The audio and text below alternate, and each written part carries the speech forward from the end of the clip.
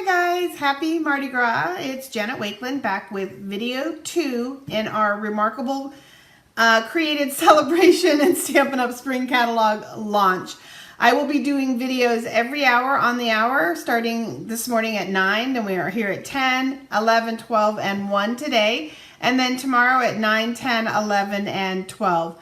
In between those videos, you'll find graphics that you're going to want to comment and engage on, as well as stopping by to visit these videos for your chance to win new embellishments from the spring catalog.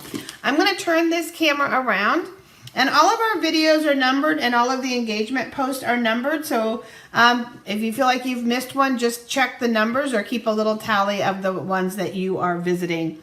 So what we're doing is we're breaking the catalog down into bite-sized pieces. And then we'll take it even further in the coming weeks and throughout celebration and throughout the life of this catalog, which runs through April, taking really deep dives into products individually, but this is more of a glossing over, if you will.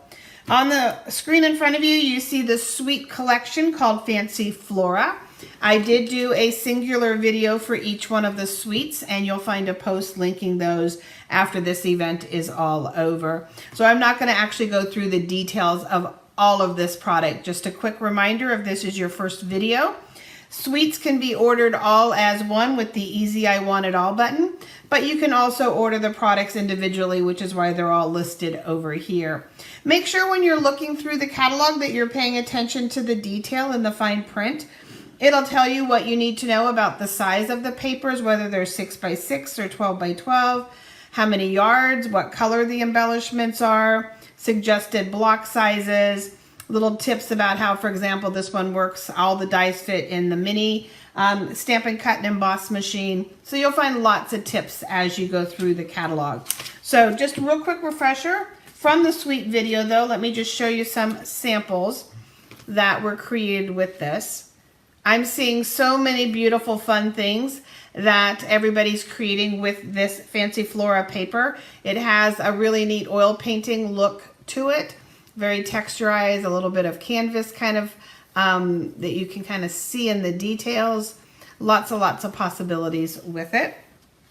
And lots of cool color combinations to inspire you to use color combinations that maybe you don't use. For example, using saffron and daffodil and smoky slate and gray together. Those might not be things that you would normally do. So there's the tags that you see here. Same thing with this one. Just, yeah. So this one came, ignore that one. But yeah, here using just this little punch, this little punch piece here and some of the papers to create a background. Oh my goodness, there we go. Okay, so again, you'll check out that full video, but let's keep moving on through this section. But after you see a layout, a 2-page layout for the suites, the product will be shown full size, and again, more of those details that you're looking for in details so that you know exactly what you're getting when you purchase. I'm going to come back to this stamp set. We're going to showcase how to make a shaker with this one. But this is our Lighting the Way stamp set. This is our Spring Blessings. I will not have samples for every stamp set to show you just because I don't own all of them. Just picking and choosing based on our likes and preferences. As demonstrators, we choose to purchase what we like, what we plan to use, and what we want to showcase to our customers. So in this case, this is not one that made it to my house yet. I'm waiting for some inspiring samples. And then this is our Hello Thanks bundle. This bundle actually has coordinating free celebration papers if your order qualifies, and your dies will actually cut some of this out. So this is beautiful paper that coordinates with this Fancy Flora bundle. And let's take a look at a couple of samples with that. This one you would have seen in our celebration video last Sunday night.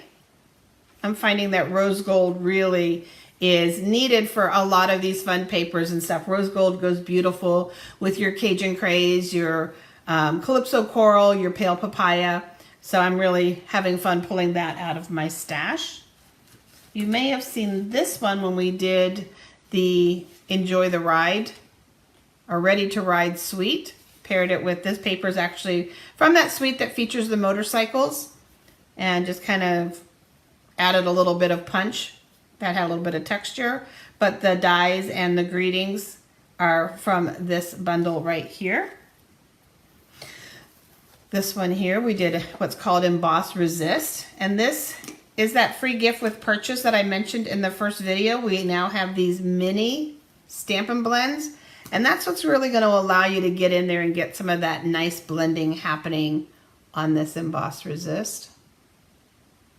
We'll get to this die here in an upcoming video yet today. And then this beautiful glimmer paper. It's in the spring catalog and it's amazing. Wishing you a happily ever after. Isn't that a pretty wedding card? And then one more for you. Just keeping it simple sometimes without getting crazy with lots of colors and everything. Neutrals can be very, very soothing. And so here we just have crumb cake and soft suede and this pretty new ribbon. And that's one thing. Let me back up here for just a second. When you're looking through the catalog and when you're looking at products, sometimes you're going to say to yourself, you know what, I'm not really into Valentine's. And so you kind of flip right on by and you miss really good stuff. And for example, the gingham. The gingham is beautiful for the springtime, right? And then you've got this beautiful crumb cake ribbon, and you've got red ribbon, which is perfect for lots and lots of occasions and things like that. So be real careful that you're not missing out on good stuff because you're like, you know, I'm not into St. Patrick's Day, or I'm not into whatever. And also you're going to miss out sometimes on at least good inspiration for card layouts if you get distracted by the fact that it has hearts and things like that on it. So let's flip back to, and just to show you, that was the bundle that we were working with the Fancy Flora samples that you just saw.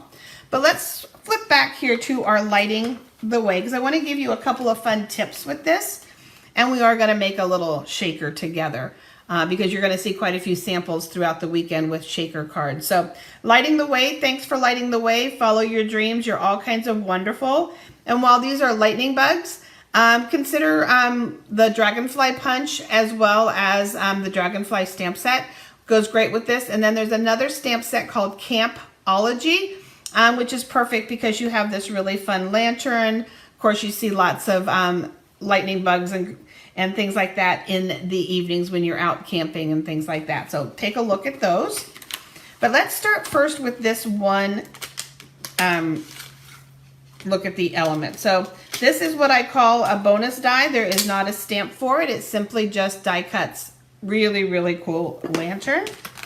And you also have, they're stuck in here.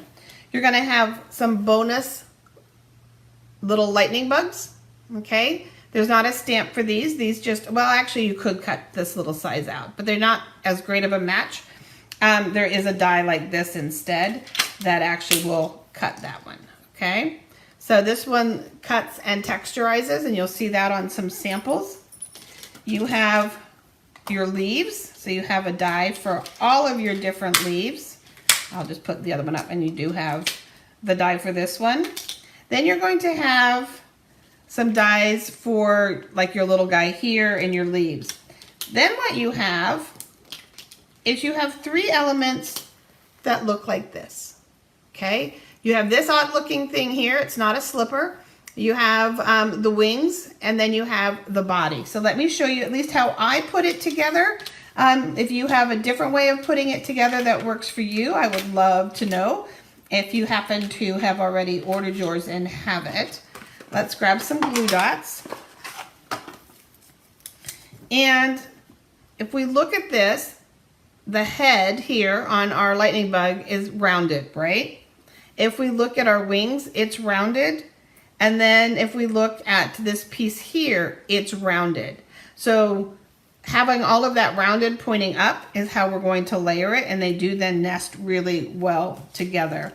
Glue dots, I found, are my friend for doing this. So we're just going to pick up a glue dot. We're going to put it on here. We'll hold it up for you. So I put a glue dot on this part. Oops. And then layered, ooh, where we at? Don't get dizzy. And then we're going to grab another glue dot. And we're going to put it here on the body.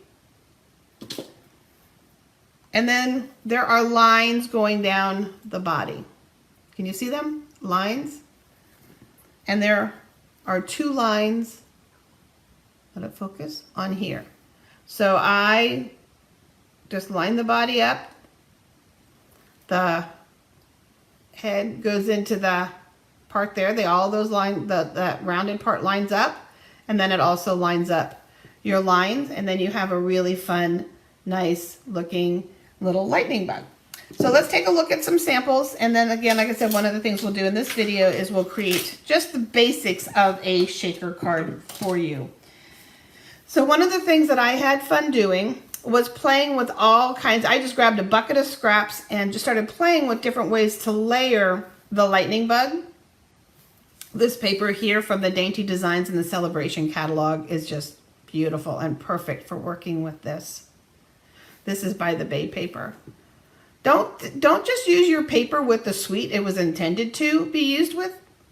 Use it up. Use it with all kinds of other fun stuff. Pull it all in, guys. So all of you are all kinds of wonderful. You can see here how fun those little lightning bugs are. Aren't they cool? I love lightning bugs. Here's another one. And again, I just used scraps. I thought, oh, I wonder if I could die cut this corrugated paper, this textured paper, and look how fun that is. Follow your dreams, and pretty Pacific Point blue, and just emboss the flowers across the bottom. Slimline cards, okay? This paper here is gorgeous, guys. It's the Sun something in the annual catalog, and it's just crying for some lightning bugs. It's just amazing. You Are My Happy Place. And then there are circles in the stamp set that you can use to create light, or you can also sponge if you want a bit of light. But I just embossed in gold to make it pop. And I have my 3 embossed lightning bugs. And then this one here is a shaker card. Thanks for lighting the way. And many of you have seen me. We did a window card with the rectangles. And we're going to use a square today, but basically, if you have the rectangles, some of you already ordered them to do the out the window cards. You're going to love it because they make for great shaker cards. And in this case, I'm going to see if I can shake it up for you.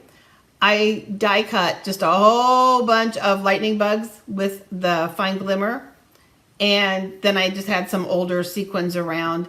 All kinds of sequins. Stampin' Up! Does have some sequins in their catalogs, but you can find party confetti and all kinds of sequins and things to use. So let me show you the basics of a shaker card because it's just so much fun to do. Let's move this up and out of the way. And you can use circles, you can use squares, you can use rectangles. But what you need to do is you need to create a frame, okay? And you're going to need window acetate. In this case, I already glued it on because I didn't want to get sticky in front of all of you guys here on the video. So I already cut the acetate to fit just inside the edge of the frame. You don't want it sticking out, okay? And the way that you create frames with your dies is you have 2 different size dies that layer well together. And then you're gonna go ahead and cut them. So if I was to put this back together, this piece here I'll save for another project, and this is the frame and how it came out, okay? So you need to create a frame. You need to put a piece of acetate on the back. Save you a trip to the store.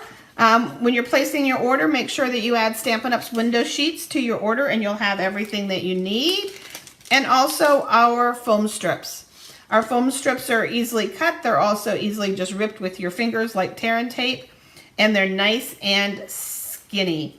A bonus use for these, besides using them on a shaker card, is if you've ever had like a nice long skinny greeting that you want to put on a card, these are perfect for that, guys. So let's flip this over. And we're going to go ahead and just build a frame up around. And actually I could pull this whole thing up and kind of work it around.